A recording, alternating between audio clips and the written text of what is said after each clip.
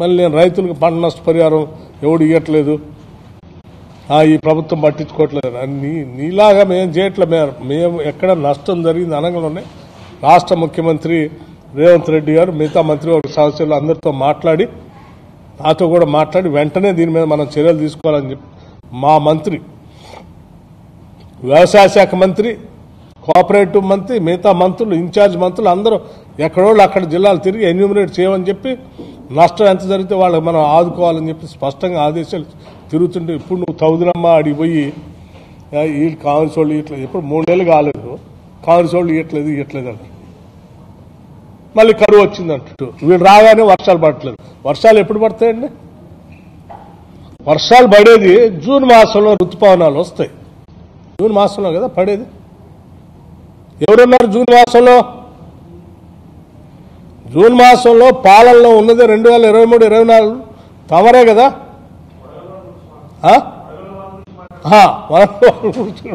మీరే కదా. గత సంవత్సరం ఇప్పుడు మనం ఎన్నికలు జరిగింది చలికాలంలో జరిగింది. వానాకాలంలో మీరే ఉన్నారు అధికారంలో. మీ పుణ్యం అంటూనే సరిగ్గా పడలేదు నీళ్ళు. పడ్డ నీళ్ళైనా సరిగ్గా ఒడిసి పట్టుకున్నామంటే వాటిని కూడా ఒడిసి పట్టుకోవాలి, గాలికి వదిలేస్తే.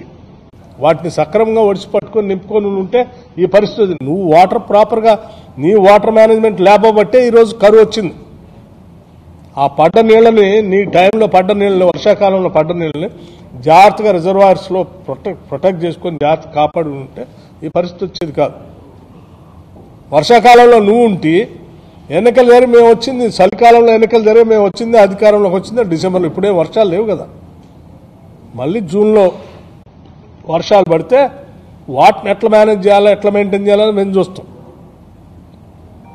ఇవాళ ఏ రిజర్వాయర్లో నీళ్ళు లేకపోయినా, ఏడపారపోయినా నీ పుణ్యమే అది. నువ్వే కదా ఆ టైంలో ఉంది. దాన్ని కప్పిపుచ్చుకోవడం కోసం నిన్న బయటకు వచ్చి నన్ను తిడతా ఆయన తిడతా అంటే ఎట్లయితుందండి? అంత అమాయకులా? మళ్ళీ అందులో నీళ్ళు ఏమైపోయా, కాళేశ్వరంలో కొద్దిగా కుంగిపోయి ఏమవుతుందని. కొద్ది కుంగిపోవటం ఏంది? కొద్ది కుంగిపోవటం ఏందండి? ప్రపంచానికి ఒక పెద్ద అద్భుతం అని చెప్పి ప్రపంచం అందరూ తీసుకొచ్చి చూపిస్తుంది. ప్రపంచంలోనే అతిపెద్ద లిఫ్ట్ ఇరిగేషన్ అంటే బస్సులు వేస్తే సభ చూపిస్తే నేను చెప్తే ఆ డేట్ కూడా నేను ఎప్పుడు కూలిందో కూలిపోయా. ఆ కూలిపోయిన దాన్ని ఏదో కాంగ్రెస్ వాళ్ళు అది చేశాడు. కూలిపోయా, నీళ్లు తీస్తే నీ టైంలోనేగా. అప్పుడు మీరే కదా అధికారంలో ఉంది. పెద్ద శబ్దంతో కూలిపోయింది. కూలిపోతే మీరే ఉంటే అధికారంలో అందులో నీళ్లు కిందికి వదిలేస్తారు. మళ్ళీ మీరు వచ్చి నీళ్లు వదిలేస్తున్నారు. నేనేడా వచ్చినాను, అప్పుడు నువ్వేనా ఉంటుంది.